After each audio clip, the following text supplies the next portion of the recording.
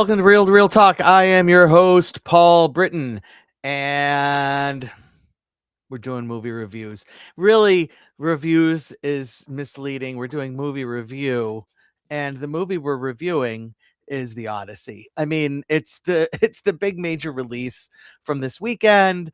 Um, that's not news to anybody. Like everybody knows, it came out with $124 million opening this weekend, driven not in small part by all of the large format screens that are showing it in some major cities, literally around the clock. Um, I was lucky enough to see it in one of the 25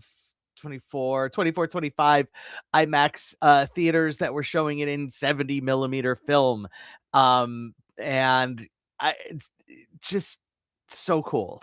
Like, so let's talk about that experience for a minute. All right. So, um, there are it's really interesting. So there are 25 theaters in the country that have these 70 millimeter projectors, and still, and apparently, and I read a thing today, and I didn't back it up with anything other than I read a thing today, and apparently the engineers who built it have all built those projectors, and they were projectors specifically for running IMAX film.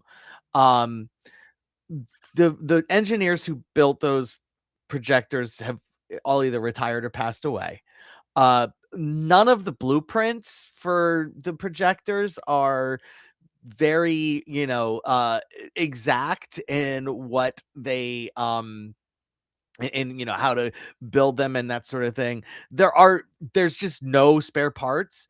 So like when something breaks, they kind of have to like hope that somebody can rig something for them that replaces what breaks. So apparently, like one of the ones I think there's two in Los Angeles. One of the two in Los Angeles overheated over the weekend, partially because they're running it like eh, the they're just continually showing the movie. There are showings at 11 o'clock. There are showings at 3 in the morning. There are showings at 6 in the morning. There's showings at so on and so forth. They're just constantly showing it. And so one of the projectors overheated. There's nothing you can do about that. Like, it's just like, sorry guys, you know. Um and a- and so that's fascinating, and it's also a little sad because at some point they're not going to be able to have this sort of presentation anymore.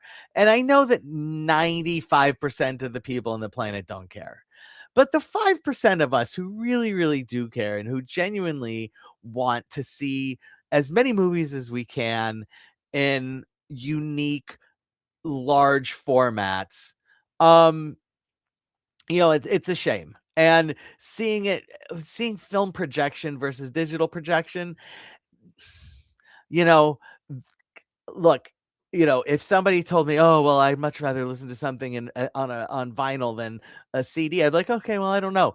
But I'd much rather see something as a projection, than a digital film projection than a digital. I'm like, yeah, I agree with you, my man. I would much rather watch it in a film projection. And honestly, that's really only for large format. If I'm going to a regular screen, digital's fine. But the large format, it just has a richness in light and tone and color that the digital is just doesn't isn't able to offer. It's a richness, it's a warmth. And the digital is just super super crisp, which is great. But you know the, the film, you can tell the difference. So first of all, that's how I saw it. Okay, so phew, big large huge format. Secondly, Christopher Nolan. I mean, look, we're at a point right now where Christopher Nolan could open anything. And not like as a producer, but specifically if he's the director, he can, he can make a movie about anything and anyone will go. And like that's not something you can say about a lot of people. Like Like Steven Spielberg opened Disclosure Day earlier this year, and the Disclosure's Day opening was 44 million, like 80 million less. And Disclosure Day was a really good, interesting movie, and it was Steve. There were reasons to be excited about it.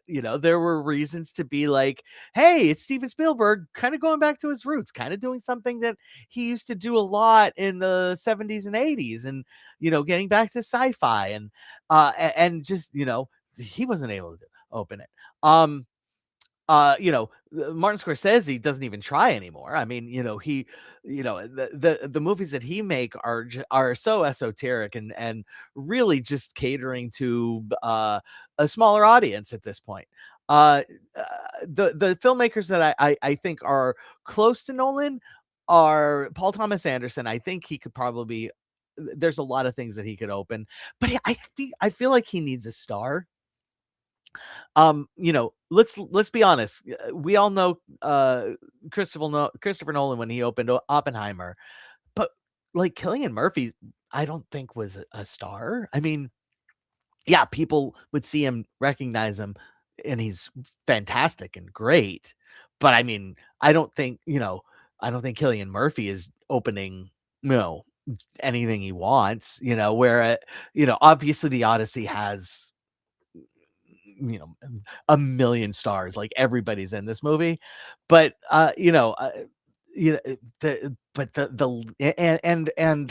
Oppenheimer had a similar situation where it was a major ensemble cast, but the front man was Cillian Murphy. Now frontman Matt Damon, he can open quite a bit as well. Similarly, Denis Villeneuve, I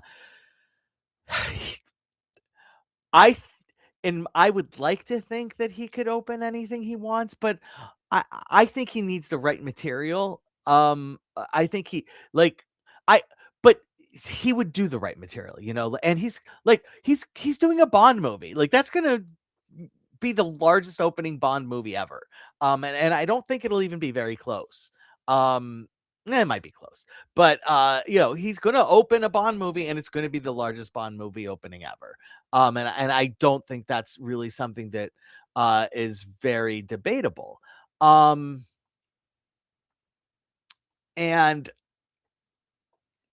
that's it. Like, I just don't see anybody else right now having that kind of sway. Like, and there are guys, Robert Eggers and things like that, who are making great horror films that unexpectedly open at $80 million and have legs forever. But and that's great, but that's that is so unique, and that is so genre specific. Um, Whereas, I mean, the Odyssey is so big, literally nothing's opening next week. There is not a single wide release coming out next week. Not one. And we're in the middle of the summer, when everybody is trying to get weekends to release their movies, because everybody knows that if I open a movie the weekend after the Odyssey opens, Odyssey's still going to finish number one. And I'm dealing with the scraps, and I mean, this movie's gonna be huge. We can figure out, is it deservedly so huge? And look. All right. So that's what we're talking about as far as the director, the filmmaker is concerned. The cast, I've made allusion to this. I love I love what Nolan does now. And he just says, I don't care what the part is. If I can get somebody who somebody somewhere loves in that role, I'm gonna hire an actor. I'm gonna hire somebody that can really uh make that tiny role all his or her own. And and damn, this movie has like Mia Goth is in this movie for, like, you know, 10 minutes. It's a 3-hour movie and Mia Goth's in it for 10 minutes, like, she's probably the 4th female lead in fifth female lead, like, like, there Charlize Theron and, Anne Hathaway is Penelope, which who she's absolutely amazing and will absolutely get a Oscar nomination, deservedly so, even though she has, like, 6 movies coming out this year, I think it's 6, might be 5, whatever, but, she's gonna get nominated for this, alright? Uh, that's gonna be 1. Then 2, they're gonna say Zendaya, who plays Athena, who isn't in the movie quite as long as Charlize Theron, uh, who, plays, Calypso. Um, Cersei, I don't remember the actress that plays her, but, like, she has a bigger role than Mia Goth in this, and then we have Mia Goth. So, yeah, Mia Goth is, like, arguably 4th or 5th female lead in this movie. And then, you know, John Leguizamo plays has a nice little part, but he plays the old pig farmer that is sort of like the avatar for the common folk of Ithaca who stand by Odysseus as he is away for 20 years and holds out hope that he's going to you know uh, come back and save the people. And Benny Safdie plays Agamemnon, even though you never really get a chance to see his face, but it's Benny Safdie, and uh, John Bernthal plays oh shoot, Mia knock Mia Goth down one because I forgot we have oh man, well, I can't believe I'm blanking. Uh Helen of Troy is played by, oh my goodness, uh, Lupita Nyong'o. Bleh, why couldn't I think of her name? So yeah, it's these are huge actors playing parts that, like, Lupita Nyong'o is in the movie for like 10 minutes, 15 minutes max. Um and it's fascinating. It's fascinating to see all these huge actors come in and just be like, yeah, sure, Chris, I'll do your movie. And God bless, man. It's just it's really fun. It's really fun to see these people pop up and just be like, "Hello, I'm in this movie." The role that Mia Goth plays is she's one of the handmaidens to Penelope, who betrays her by passing information on to the suitors. Specifically, the suitor that is played by Robert Pattinson, Antonius, and you know, not spoiling any, I cannot spoil the story of the Odyssey because it's 3,000 years old and everybody should be at least familiar with some of the basics. Um, and it's just great to see Mia Goth play this duplicitous sex pot because she just is absolutely, like, just perfect casting. It's just like, yeah, this is great. Like, fucking A, Mia Goth. That is who I would want to see, uh, in this role for sure. I wouldn't have said that maybe if you just explained the role. I probably was, oh, okay, that's a small role, but Mia Goth, yes. Well, let's do Mia Goth. So much fun. So that's the cast from an adaptation standpoint. Okay, and so I would say that this is the most difficult part of the movie. Okay, because it's an epic poem. I mean, if the Odyssey books are thick, like when you buy it in book form, and there's a lot. There's a lot that happens. There's a lot of story that you need to get into, and it's 3 hours long, and and there were cuts, and you could have easily have gone much longer, and so, uh one criticism I heard, called it felt episodic, and that is true. Like, it it it it almost feels like a montage at parts where it's just like, "All right, we need to move Odysseus from Cyclops to you know to uh, to the I can't remember their names, but the giant warriors that are cannibals, and then we need to get to Cersei, and then we need to get to the sun god's island, and then there are just, oh, we need to go to Hades. I mean, you have to go to Hades. There are things, it just feels like boom boom boom, we got to go boom boom boom boom boom boom. um and that's, you know, I, I don't know how you do that. Like, you either don't show those things and then people are mad, or it just feels like, a montage. And then people are mad because it just feels a montage. I don't know how you do it without making it feel like a montage, unless you make it 5 hours and split it into movies, and I don't think anybody would want that.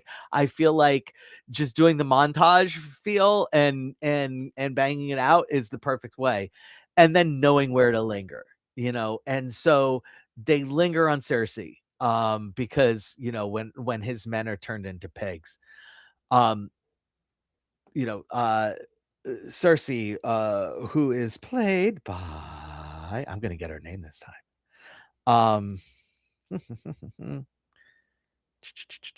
Not Agamemnon. Apu. Um, oh, this is wonderful podcasting, Paul. Why, thank you. Samantha Morton. Okay, so Samantha Morton, who plays Cersei. Now, in the story of Oedipus, Oedipus stays there for a year with Cersei until says, "All right, look, I gotta go." And she reluctantly turns his men back, back from pigs into.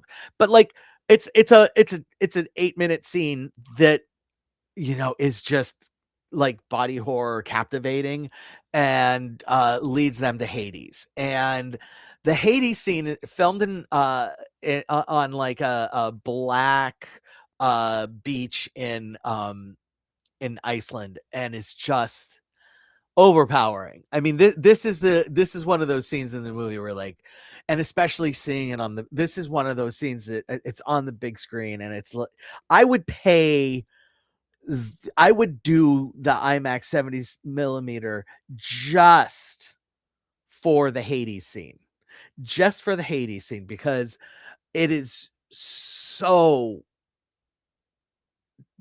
beautifully dark, and so it's such an impressive scene. Also, the score is just so, Hades.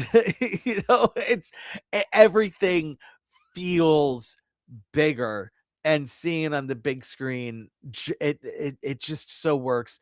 And this is a scene where Elliot Page plays a major role, and Benny Safdie plays a major role, and they're fantastic, and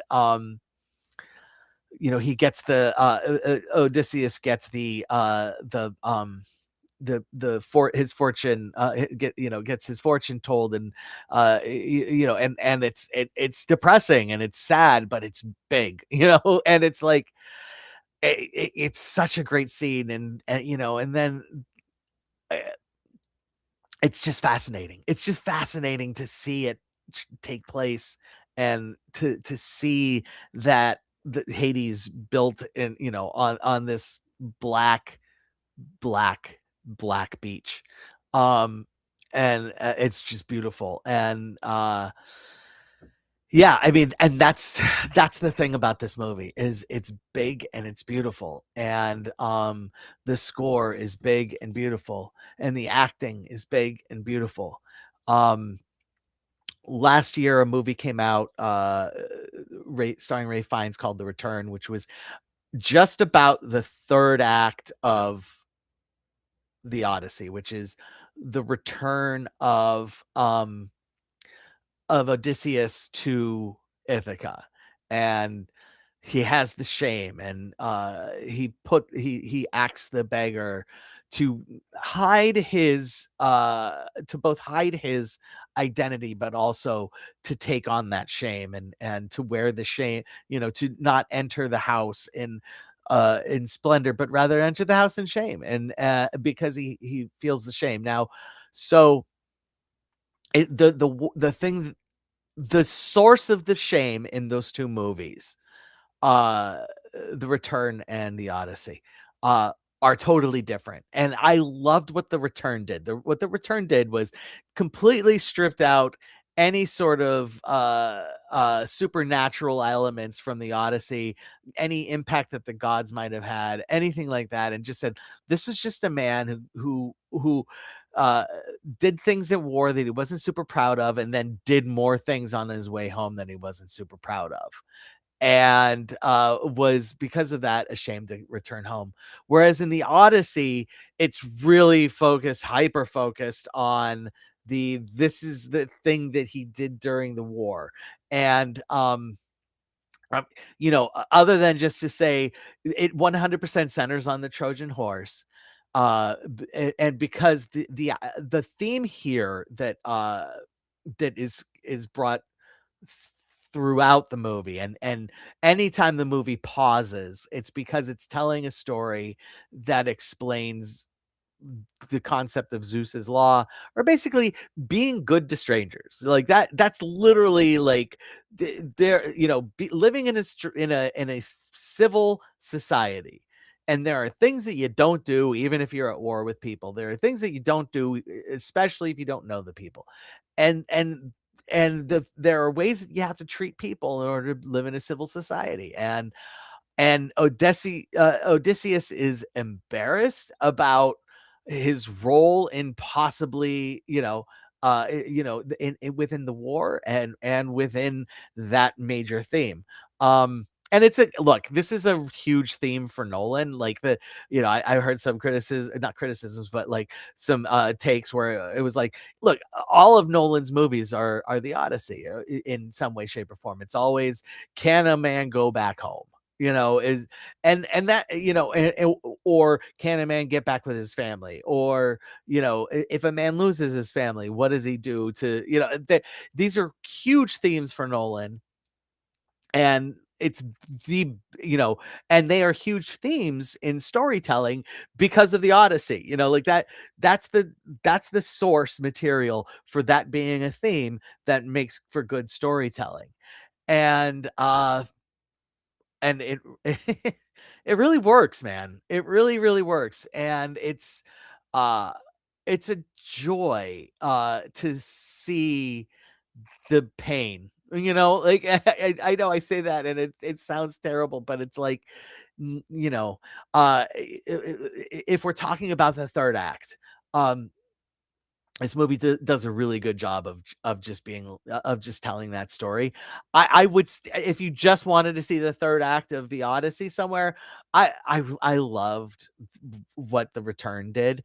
Um, but this movie, it does a really fantastic job too. I'm not gonna belittle this movie in any way, shape, or form.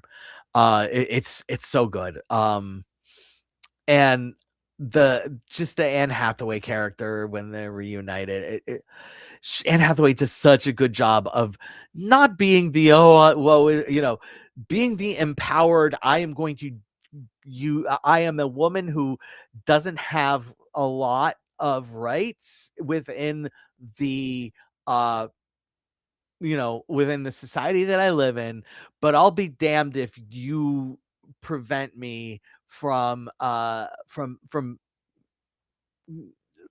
grabbing every single one of them. I'm going to own every piece of agency that I can. And yeah, I mean, it's fantastic. She's so good in this. Um, so here at Real Talk, we do tacos instead of stars. If we feel like something deserves a little bit extra than the number of tacos that we're giving, we'll add guac instead of saying like a half a star. We would not say a half a taco. We'll say we're going to add guac. Why? Because nobody eats to have a fucking taco. Um, The Odyssey. Look, I'm giving it 5 tacos plus guac. This is just uh, an absolute just film perfection. Like any any quibbles that you have with this movie are nothing more than quibbles, and you're searching for them. Um, I just love everything about what this movie did and is, and I look forward to seeing it again. I'm probably not gonna get a chance to see it on a super big screen again, and I'm so glad that I did. I hope everybody goes out and sees this movie. It deserves every viewing it gets, and it deserves all of the accolades that it is almost definitely getting as we get closer to Oscar time. Again, I am Paul Britton. This is Real to Talk, and I'm going to come back next week. I'm going to watch a whole bunch of streaming movies. I got to catch up. So that's what we're doing next week. I hope you'll join me.